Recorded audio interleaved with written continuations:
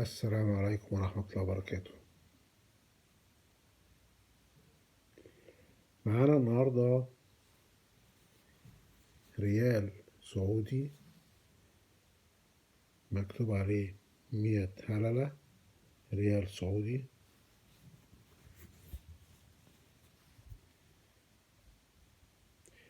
خالد بن عبد العزيز آل سعود ملك المملكة العربية السعودية. ده كان عليه تاريخين، تاريخ الميلادي والتاريخ الهجري. الميلادي 1978، الهجري 1398. طبعا الشجرة والسيفين. في حاجة كمان كانت مميزة في الريال ده أنا ما شفتهاش بعد كده، يعني يمكن الريال ده الوحيد اللي هو سنة 1398 اللي كتب عليه آية قرآنية من فوق عند ريال واحد 100 هللة، مكتوبة 100 طبعا بالأرقام ومكتوبة بالعربي، ومكتوب من فوق آية قرآنية: ويطعمون الطعام على حبه. دي كانت مكتوب عليها آية قرآنية ما كانتش موجودة في صك العملات السابقة،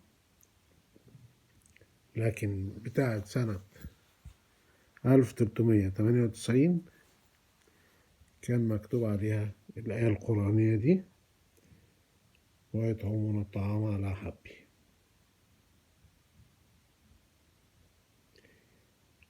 في ريالات تانية أخرى سابقة مش مكتوب عليها العبارة دي،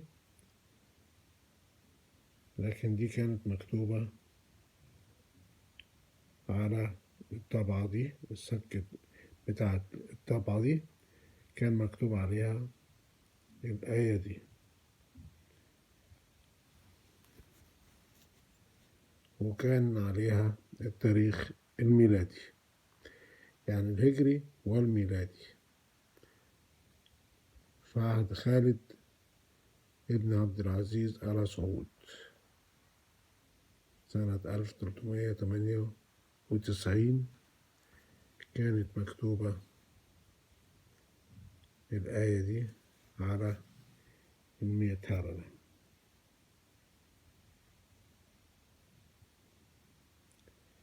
دي كانت العملة النهاردة، أتمنى تكون عجبتكم.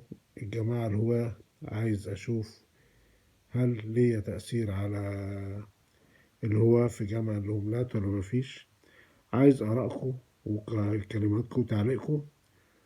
ما تنسوش تشتركوا، تدعمونا باللايك والشير وتفعل الجرس عشان يوصلك منا كل جديد. والسلام عليكم ورحمة الله وبركاته.